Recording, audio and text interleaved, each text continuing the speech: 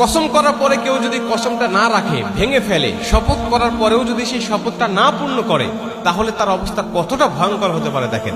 অনেক মানুষ আছে কথায় কথায় কসম করি, একেবারে নিজের কসম, বাবার কসম, দাদার কসম, আল্লাহর কসম, বিভিন্ন ভাবে কসম করি, কিন্তু সেগুলো আর রাখি না। অনেকেই তো আবার বন্ধুত্বশিপ করার জন্য কসম করে, স্বামী স্ত্রীর মধ্যে কসম করে যে আমরা কসম করে বলছি একে অপরকে ছেড়ে যাব না, আবার ছেড়ে দেয়, আবার তালাক হয়ে যায়, আবার রিলেশন নষ্ট হয়ে যায়। এভাবে তারা একের পর এক কসমগুলো করতেই থাকে। অথচ কসম ভঙ্গ করার পরে নবীজি সাল্লাল্লাহু আলাইহি ওয়াসাল্লাম বলেন তাকে কাফফারা প্রদান করতে হবে। কাফফারা না দিলে সে কঠিন গুনাহগার হবে, এমন গুনাহগার হবে শিরক পর্যন্ত নিয়ে যেতে পারে।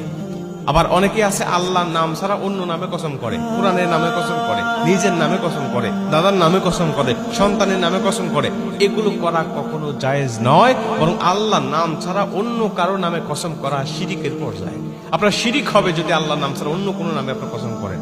নবী সাল্লাল্লাহু আলাইহি ওয়াসাল্লাম বলছেন, শোনো, কসম করার পরে তোমরা যদি ভুল কসম করো, তোমরা যদি পাপের কসম করো, যেমন আমি কসম করে বলছি যে অমুকের সাথে কথা বলবো না, এই কসমটা আপনার জন্য পাপ। এই কসমটা আপনি করেছেন মানে পাপ করার জন্য আপনি কসম করেছেন। কথা না বলা মানে পাপ করা, কথা না বলা মানে আত্মীয়তার সম্পর্ক ছিন্ন করা। অতএব নবীজি বলছে এই কসমটা তোমাকে ভঙ্গ করতে হবে, এই কসমটা তোমাকে ভেঙে ফেলতে হবে, তার সাথে তোমাকে কথা বলতে হবে। কিন্তু এই কসমটা কেন তুমি করেছো, এর জন্য তোমাকে কাফফারা প্রদান করতে হবে। কাফফারাটা কি? প্রথম নম্বর কাফফারা হলো তোমাকে কমপক্ষে একজন দাসী মুক্ত করতে হবে। যেহেতু এখন দাসী মুক্ত করার সিস্টেম ওইভাবে আপনি পাবেন না, দাসী ওইভাবে পাবেন না, তাহলে কি করতে হবে? কমপক্ষে আপনাকে 10 জন মিসকিনকে খাবার দিতে হবে। কমপক্ষে 10 জন মিসকিনকে খাবার দিতে হবে। অথবা যদি খাবার না দিতে পারেন তাহলে 10 জন মিসকিনকে আপনাকে পরিপূর্ণ পোশাক দিতে হবে, কাপড় কিনে দিতে হবে। এই কাপড় এক টুকরা কাপড় নয়, একটা মানুষের শরীর ঢাকার জন্য যে কয়েক পিস কাপড় সে পরিধান করে, এই প্রত্যেকটা পূর্ণ পোশাক আপনাকে দান করতে হবে কমপক্ষে 10 জনের।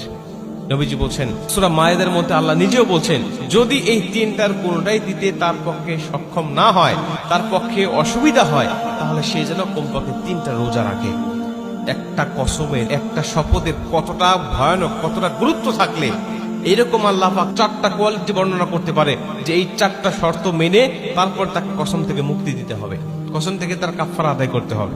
আর আপনি কথায় কথায় কসম করেন, নিজের কসম, বাবার কসম, দাদার কসম দিয়ে একেবারে ভরে ফেলেন, আল্লাহর কসম দিয়ে আপনি ভরে ফেলেন না।